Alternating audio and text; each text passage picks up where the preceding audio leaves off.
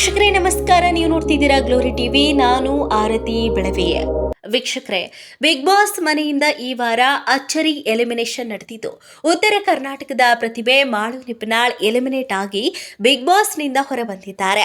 ಈ ಸೀಸನ್ ನಲ್ಲಿರುವ ಸ್ಪರ್ಧಿ ಅತಿ ಕಡಿಮೆ ಮಾತನಾಡುವ ವ್ಯಕ್ತಿಗಳಲ್ಲಿ ಮಾಳು ಕೂಡ ಒಬ್ಬರಾಗಿದ್ರು.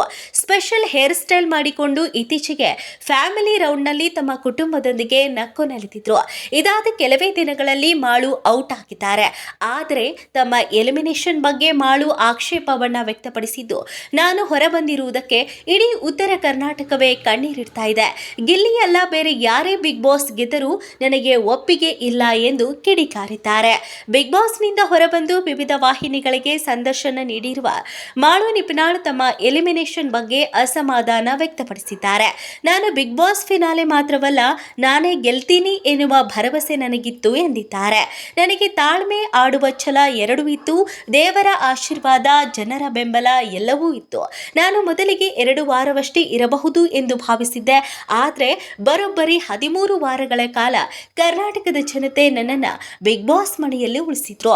ಜನ ನನ್ನ ಇಲ್ಲಿಯವರೆಗೆ ಉಳಿಸಿದ್ದಾರೆ ಅಂದರೆ ಫೈನಲ್ ವರೆಗೆ ನನ್ನ ಉಳಿಸಲ್ಲ ಅಂತ ಹೇಗೆ ನಂಬೋದು ಎಂದು ಆಕ್ರೋಶವನ್ನ ಹೊರಹಾಕಿದ್ದಾರೆ. ನಾನು ಬಿಗ್ ಬಾಸ್ನಿಂದ ಹೊರಬಂದ ಮೇಲೆ ನಮ್ಮ ಮನೆಯವರು ಮಾತ್ರವಲ್ಲ, ಇಡೀ ಉತ್ತರ ಕರ್ನಾಟಕವೇ ಅಳುತ್ತಿದೆ. ನನ್ನನ್ನು ಪ್ರೀತಿಸುವ ಹೃದಯಗಳೆಲ್ಲವೂ ಅಳುತ್ತಿವೆ. ತುಂಬಾ ಜನ ನನಗಾಗಿ ಹರಕೆ ಹೊತ್ತಿದ್ದಾರೆ, ನನ್ನ ಪರ ಕಣ್ಣೀರಿಟ್ಟಿದ್ದಾರೆ. ಇದನ್ನೆಲ್ಲ ನೋಡಿದಾಗ ನನಗೆ ಏನು ಕಡಿಮೆ ಆಯಿತು, ಯಾಕೆ ಹೊರಗೆ ಬಂದೆ ಅನಿಸ್ತಾ ಇದೆ ಎಂದು ಮಾಳು ತಮ್ಮ ನುಡಿಗಳನ್ನ ನುಡಿದಿದ್ದಾರೆ. ಗಿಲ್ಲಿ ಕಾಮಿಡಿ ಅಷ್ಟೇ, ಟಾಸ್ಕ್ ಆಡಿದ್ದು ನೋಡಲೇ ಇಲ್ಲ. ಗಿಲ್ಲಿ ವಿಚಾರವಾಗಿಯೂ ಮಾತನಾಡಿರುವ ಮಾಳು, ಗಿಲ್ಲಿ ವಿಚಾರಕ್ಕೆ ಬಂದರೆ ನನ್ನಂತೆ ಅವರನ್ನ ಪ್ರೀತಿ ಮಾಡುವವರು ಇದ್ದಾರೆ, ಅಭಿಮಾನಿ ಬಳಗ ಇದೆ. ಮನೆಯಲ್ಲಿ ಎಲ್ಲವೂ ಒಂದೇ ಥರ ಇರಲ್ಲ. ಬಿಗ್ ಬಾಸ್ ಮನೆಯಲ್ಲಿ ಮಾಳು ಮಾತನಾಡಲ್ಲ ಅಂದ್ರೂ ಒಂದು ಮಾತು ಬರುತ್ತೆ, ಕಾಮಿಡಿ ಮಾಡಲ್ಲ ಅಂದ್ರೂ ಒಂದು ಮಾತು ಬರುತ್ತೆ. ಪ್ರತಿ ವಿಷಯಕ್ಕೂ ಏನಾದರೂ ಒಂದೊಂದು ಹುಟ್ಟಿಕೊಳ್ತಾ ಇರತ್ತೆ. ಗಿಲ್ಲಿ ಕಾಮಿಡಿ ಮಾಡ್ತಾನೆ, ಎಂಟರ್ಟೈನ್ ಮಾಡ್ತಾನೆ, ಅದೆಲ್ಲ ಓಕೆ. ಬಿಗ್ ಬಾಸ್ನಲ್ಲಿ ಬೇರೆ ಯಾರೇ ಗೆದ್ರೂ ಅದನ್ನು ಒಪ್ಪಿಕೊಳ್ಳೋದಕ್ಕೆ ಸಾಧ್ಯವೇ ಇಲ್ಲ ಎಂದು ಮಾಳು ನಿಪ್ನಾಳ್ ಸಂದರ್ಶನಗಳಲ್ಲಿ ತಮ್ಮ ಮಾತುಗಳನ್ನು ಹೇಳಿದ್ದಾರೆ.